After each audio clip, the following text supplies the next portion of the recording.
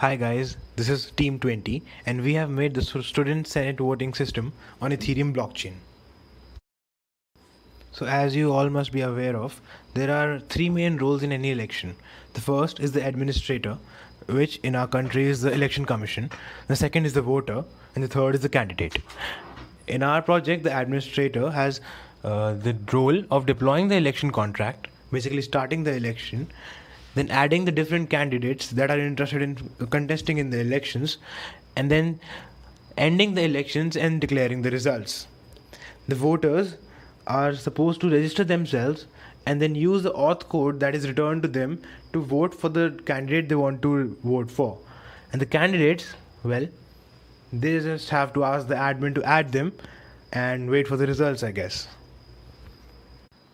So we have put the method of deploying the contract in another video, and link to that video can be found in our description below. Welcome to Senate voting, guys. What is the first thing that we have to do before we start an election? Register the candidates. So let's see how we can do that. So the administrator will click on the add candidate button on the top and it will open a form. So just you have to fill the form and click add, which will add one candidate to the election. We have added a few more candidates to the election, but we'll skip through that part to the next part. So the next important thing we need to do is register our voters. The voter will log on to this page and then click on the red register button, which will redirect him to a form. Now the voter needs to enter a valid IITK email ID into the form and also choose one of the available Ethereum accounts as his own. We have given 0 to the administrator, so the voter account starts from 1 and so forth. Now you can see that the voter has been registered and a unique authorization code has been assigned to his Ethereum address. This authorization code will be used while voting. So now moving on to the most important part of any election, yes, voting. So now a valid voter would click the purple vote button and he will be presented with a form. There are 3 fields in the form: the Ethereum account number, the candidate ID and the authorization code. After filling all of them correctly, the user will click the vote button and yes, the vote will be cast. We have also put in place checks so that a voter cannot cast 2 votes.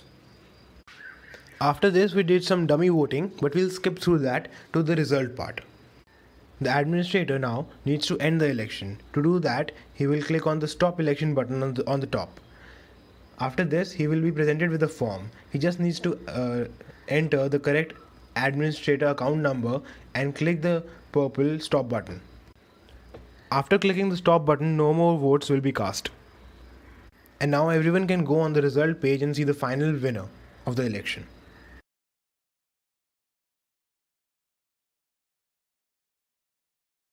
So moving on to the major features. There is no mapping between the voter's email ID and the auth code, which means that nobody can backtrack as to who voted to whom. And secondly, the unique nonce which is generated for the generation of auth codes is not known even to the administrator. Thirdly, there are multiple checks against illegal voting, which is nobody can cast 2 votes and unauthorized persons cannot cast votes. Why is blockchain suitable for such a problem? Firstly, it is tamper proof. Once you have casted a vote, it cannot be changed. Secondly, it is highly accessible. You can access it through any electronic device, be it a mobile phone or a laptop. And thirdly, it is transparent. In the recent Indian elections, there was a lot of controversy with the EVMs that votes were not getting casted properly.